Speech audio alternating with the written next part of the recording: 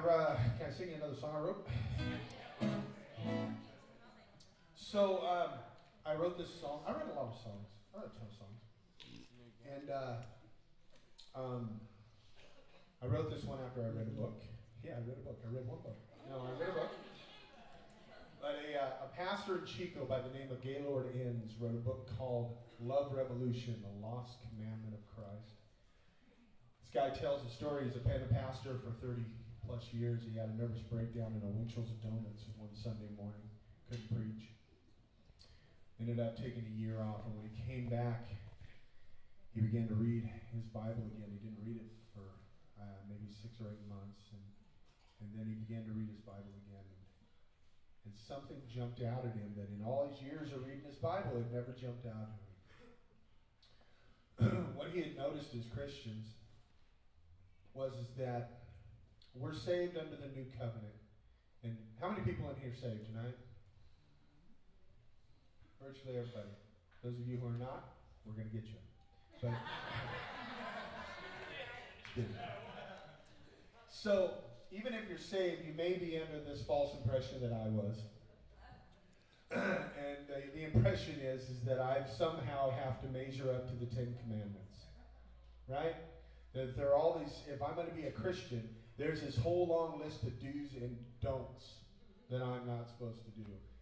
And if you're anything like me, if you tell me not to do something, that's exactly what I want to do. Always been that way, right? So it was a real thing for me to become a Christian. It's like, how am I going to follow all these rules, right? All this stuff.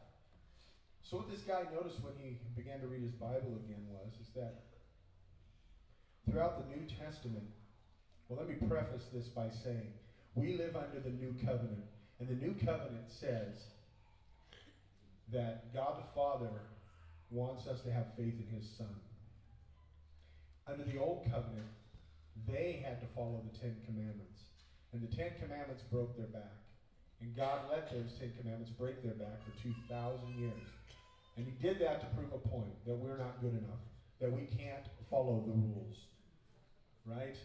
And He said, I'm going to send my Son here. He's going to follow all the rules to a T. He's going to be very much man and very much God all at once. He's going to follow all the rules on your behalf. And then He's going to die on your behalf. Why die? Because for God to forgive us,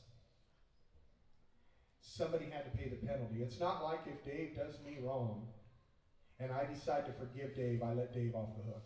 I'm like, Dave, you know what, you made a bad mistake. It's all right, I'll let you off. God doesn't do that. God says, nah, my word is holy. What I say goes, and somebody's got to pay the price. And since if I have you all pay the price, then I'd have to wipe everybody out. And I don't want to wipe everybody out. I love you. So I'm going to have my Son follow all the rules on your behalf and die on your behalf. That puts us under the new covenant. Okay? And so what this guy noticed is when he read the New Testament again, Jesus Christ gave us one commandment. And He gave it to us 3 times in the upper room the night before He died. So if He says something once, it's probably pretty important, right? But if He says it 3 times, I'm pretty sure He doesn't want you to miss it. Right? And He said, as I have loved you, or He says, I command you, as I have loved you, so love one another. Think about the implications of that. So under the Old Covenant, I've got 10 commandments to follow, and there are a bunch of don'ts. Don't covet your neighbor's wife. Don't steal. Don't blah, blah, blah, blah, right? Jesus says, look, I'm going to give you a commandment. It's a do. I'm asking you to do something for me. I'm not telling you what not to do. I'm telling you what to do.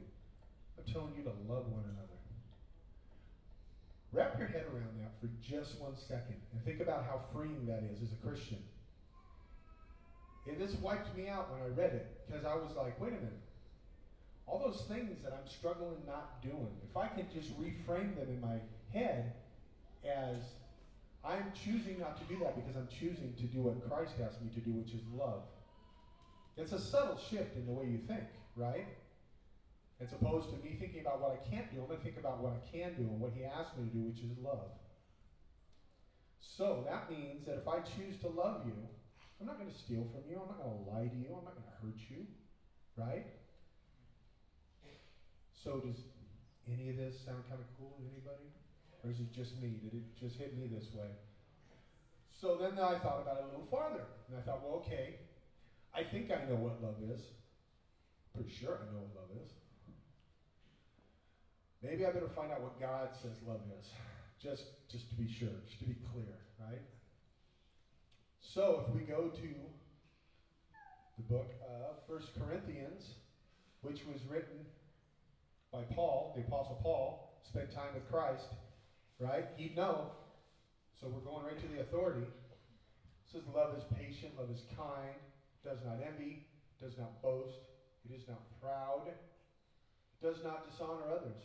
It's not self-seeking, it is not easily angered, It keeps no record of wrongs. Love does not delight in evil, but rejoices with truth. It always protects, always trusts, always hopes, always perseveres. So let's go back to the beginning of that. And here's the real humbling part. I did this and it just really I felt like a hypocrite when I did it, which says a lot. I'll do it first, and then if you're feeling froggy, you can try this. Roy is patient. Roy is kind.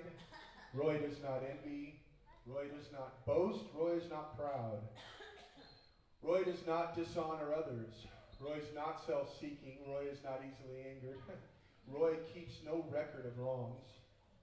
Roy does not delight in evil, but rejoices with the truth. Roy always protects, he always trusts, always hopes, always perseveres. Wow, I felt kind of like a hypocrite as I said that, because there's a whole slew of those things in there that I have a hard time consistently doing. Anybody relate to that? Anybody got the guts to try it? Anybody? Huh? Come on. No? No takers? All right.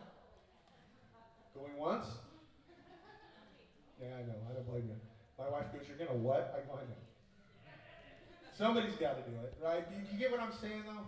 You folks got a Bible at home? Anybody got a Bible?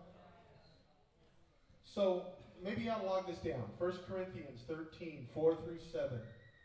Try it sometime. The next time you're praying, the next time you're sitting with God, open it up. Put your name in there. See how it makes you feel. It'll tell you what you need to work on. Tell you which direction you're going, right? I'm done. That was dangerously close to preaching, wasn't it?